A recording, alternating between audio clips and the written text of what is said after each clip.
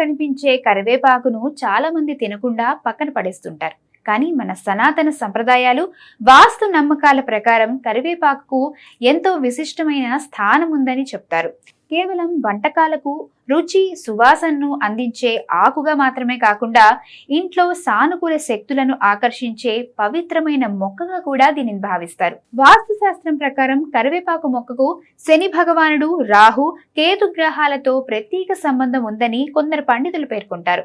ముఖ్యంగా ఏలినాటి శని, అష్టమ శని లేదా ఇతర గ్రహ దోషాల ప్రభావంతో ఆర్థిక ఇబ్బందులు ఎదుర్కొంటున్న వారు తమ ఇంటి ఆవరణలో కరివేపాకు మొక్కను నాటడం ద్వారా శుభ ఫలితాలు పొందవచ్చని విశ్వసిస్తారు. అంతేకాదు, ఇంట్లో నకారాత్మక శక్తులు, దృష్టి దోషాలు, కుటుంబ కలహాలు ఎక్కువగా ఉన్నప్పుడు కరివేపాకుతో కొన్ని ప్రత్యేక పరిహారాలు పాటిస్తే మానసిక ప్రశాంతత, సానుకూల వాతావరణం ఏర్పడుతుందని కూడా నమ్మకం.